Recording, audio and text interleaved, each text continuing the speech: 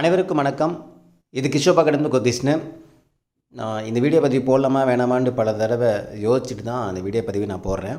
அதேமாதிரி குரூப் எக்ஸாமுக்கு இன்னும் உங்களுக்கு 2 வாரம் டைம் இருக்குது. ஸோ இந்த 2 வாரத்துக்குள்ளே எவ்வளோக்கு எவ்வளோ உங்களால் படிக்க முடியுமோ படித்து ரிவிஷன் பண்ணிவிட்டு அந்த எக்ஸாமை உங்களோட பெஸ்ட்டு கொடுத்துட்டு வாங்க.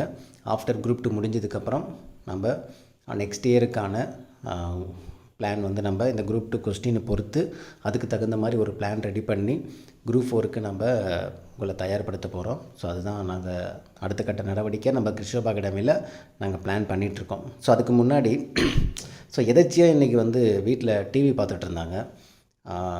கலைஞர் டிவியில் ஒரு ப்ரோக்ராம் உண்மை வெல்லும் அப்படின்ட்டு ஒரு ப்ரோக்ராம் போயிட்டு இருந்துச்சு. நான் சும்மா எதாச்சியாக வீட்டில் பார்க்குறாங்கன்ட்டு நானும் உட்காந்து பார்த்தேன். உண்மையிலுமே இந்த வீடியோ பதிவு நீங்கள் ஸ்க்ரீனில் நீங்கள் நிறைய பேர் பார்த்தீங்களா என்னன்னு தெரில, ஸ்க்ரீனில் ஒரு பிக்சர் தெரியுது பார்த்தீங்களா? ஸோ இந்த பொண்ணு தன்னோட லைஃப்பில் எவ்வளோ தூரம் ஸ்ட்ரகிள் ஃபேஸ் பண்ணியிருக்கு.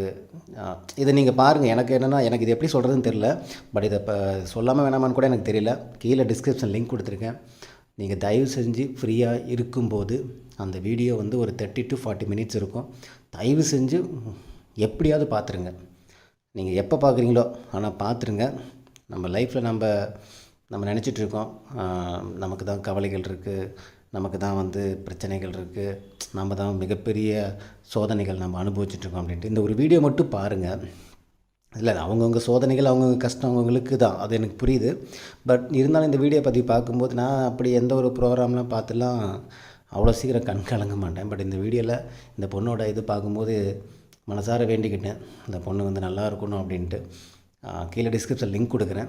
நீங்கள் ஃப்ரீ டைமில் எஸ்பெஷலி விமன்ஸ் பார்த்தோன்னா கண்டிப்பாக பாருங்கள், பசங்களும் பாருங்கள். ஏன்னா நானே பார்க்கும்போது பார்த்துக்கலாம்டா, லைஃப்பில் என்ன நடந்தாலும் பார்த்துக்கலாம்டா அப்படிங்கிற ஒரு மனநிலை.